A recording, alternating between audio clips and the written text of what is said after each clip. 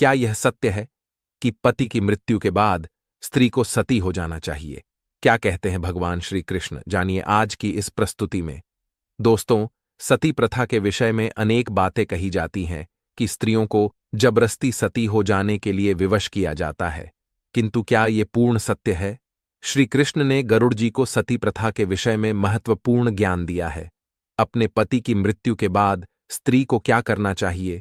क्या उसे सती हो जाना चाहिए या फिर अन्य कोई उपाय है जिसे करके वह अपने पति का उद्धार कर सकती है?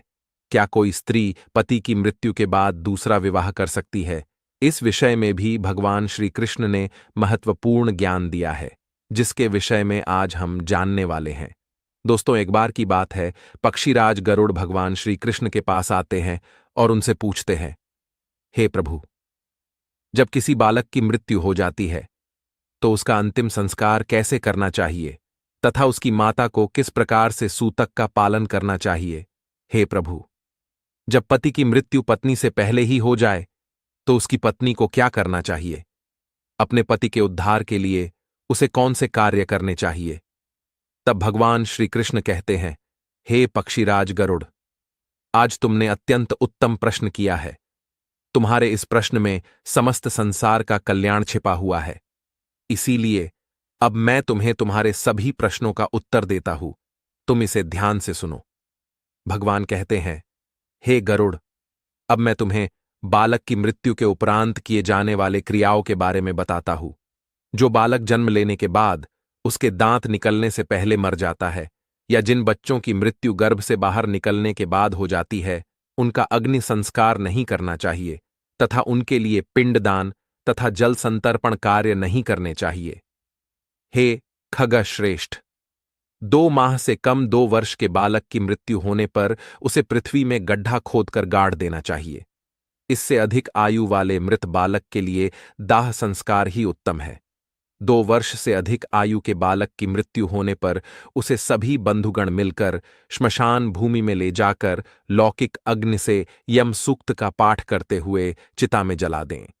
भगवान श्री कृष्ण ने गर्भ में बालक की मृत्यु होने के विषय में भी बताया है। श्री कृष्ण कहते हैं, यदि स्त्री का गर्भस्राव हो जाता है अथवा गर्भपात हो जाता है तो जितने महीने का वह गर्भ होता है उतने दिनों का सूतक मानना चाहिए।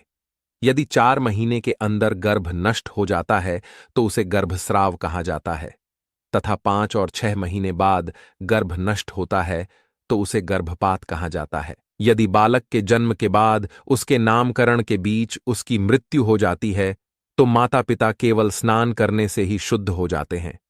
यदि नामकरण हो जाने के बाद, अर्थात बच्चे को नाम दिया जाने के बाद और चूड़ाकरण संस्कार से पहले बालक की मृत्यु हो जाती है तो 1 दिन और 1 रात्रि का सूतक मानना चाहिए। यदि उपनयन संस्कार से पूर्व बालक की मृत्यु हो जाती है तो 3 रात्रियों तक सूतक का पालन करना चाहिए। यदि उपनयन संस्कार के बाद मृत्यु होती है तो 10 रात्रियों तक सूतक का पालन करना चाहिए। बालक को जन्म देने के बाद उसकी माता को 10 दिनों तक सूतक का पालन करना चाहिए तथा उसके पिता स्नान करने से ही शुद्ध हो जाते हैं।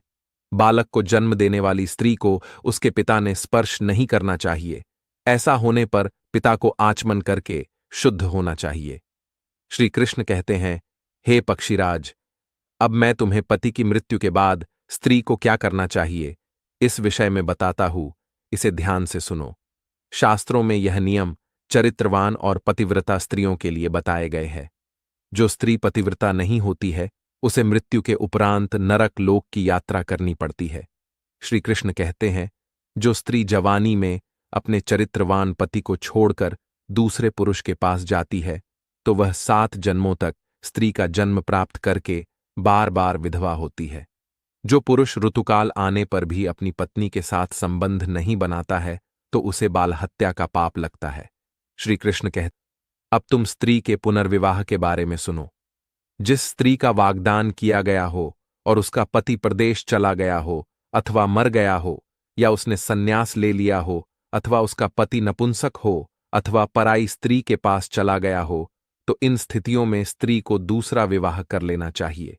इन अवस्थतम पुरुष के साथ विवाह कर सकती है। हे पक्षीण, अब मैं तुम्हें बताता हूं पति की मृत्यु के बाद उसकी पत्नी को क्या करना चाहिए? यदि चरित्रवान, गुणवान, सत्य धर्म का पालन करने वाले मृत्यु हो जाती है, तो उसकी पत्नी यदि सती धर्म का पालन करती है और उसके साथ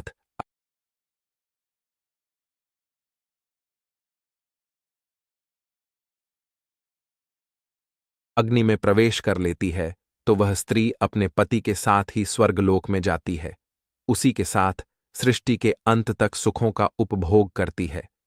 किंतु यदि स्त्री अपने पति के साथ सती नहीं होना चाहती, तो वह जीवित रहते हुए भी अपने पति के उद्धार के लिए कार्य कर सकती है।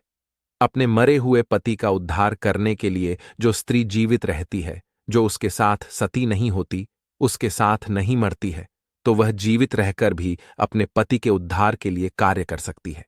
इसके लिए स्त्री को अपने मरे हुए पति के लिए दधि, अन्न, शैया, अंजन, कुमकुम, वस्त्र तथा आभूषण आदि प्रकार की चीजों का दान करना चाहिए।